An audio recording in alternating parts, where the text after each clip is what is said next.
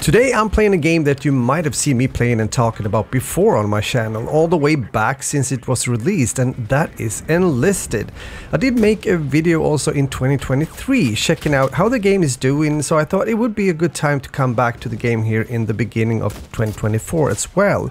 Since there's been quite a few updates recently towards the end of 2023, that has changed things within the game, something I believe is called the New Era within Enlisted. So I thought we'd talk a bit about that and also chat a bit about how Enlisted feels and plays at the moment. Enlisted is an MMO squad-based free-to-play shooter that was released back in 2021, and I was there playing it already from the start. Developed by Darkflow Software and published by Gaijin Entertainment. The same Gaijin that also developed War Thunder, so by saying that you can expect the possibility to both play infantry, armored vehicles and of course aircrafts, as in War Thunder, that are all fighting together on the most famous battlefields of World War II.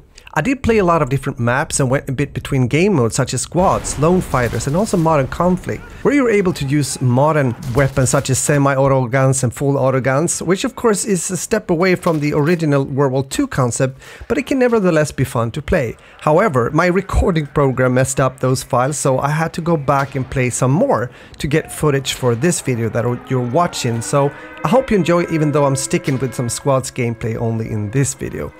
Well, if you played other World War II FPS titles such as Red Orchestra or in Red Orchestra 2 that I played, for example, or maybe Hell Let Loose recently, then you might be a bit disappointed or find shortcomings in a game such as Enlisted. But if you take it for what it is, a free-to-play World War II shooter, you can indeed have quite some fun playing from time to time. They have been careful to make things as authentic as they can when it comes to, for example, uniforms, gadgets, weapons, etc. And the game can feel quite immersive and create that World War II feel in its best moments when there's a lot of things going on at the same time on the battlefield. And as said in the intro, there has been updates recently in Enlisted where they've rolled out quite some changes in the game. For example, merging campaigns into countries, updated matchmaking, improved soldier training mechanism, a new unified currency in-game, just to mention some. So my first impression when I come back to the game once more after they made these changes is on the positive side of things. If you played Enlisted, feel free to share your thoughts when it comes to before and after this or these updates. So in this era of Enlisted, progression takes place within the framework of separate countries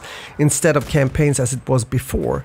So the progress is no longer linear. So if you go into the research tab within the menu, it is represented by a tree where you as a player can choose which brand you want to prioritize.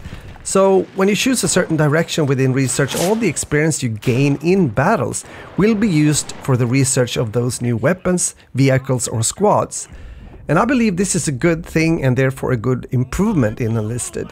This is also where the new unified currency called silver comes into play, since you can purchase these researched weapons by using that currency.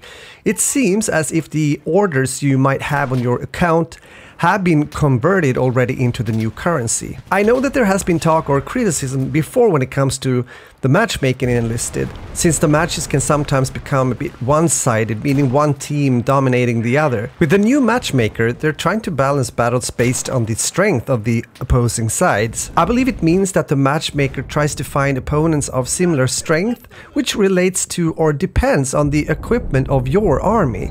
Also, based on the equipment you choose, the list of maps available for battle changes. This sounds like a good idea, although I haven't played long enough now after this update to tell if there's a big difference or improvement when it comes to this system. Again, feel free to fill in here. They've also looked into the system of upgrading your squads and individual soldiers. The whole idea is to make it easier to understand, which I think is a good move, especially when it comes to new players checking out Enlisted for the first time. When it comes to perks, you can now choose which perks are more important and can quickly change them by using silver. So soldiers will no longer receive perks randomly. At the same time, some perks now have multiple levels of effectiveness. Before there was a rank system in Enlisted, but after the update, soldiers no longer have ranks, only levels. And you can raise a soldier from 1 to 5 stars with the experience gained in battles. Higher level means more perk points and a greater choice of perks. It might also be important to say that if you are a returning enlisted player like me, coming into the game again after this update, then they have preserved everything you had from before, or at least that should be the case. Meaning that your weapons, squads, orders, achievements and currency is still to be found. So with all these changes and so-called improvements made, is it then worth playing Enlisted in 2024?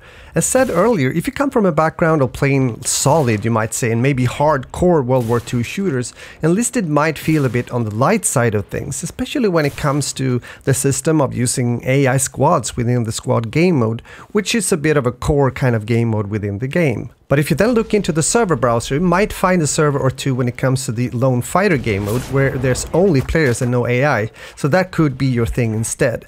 I do want to say though that I live in Europe and I could only find North American servers when it comes to this game mode, so just a saying.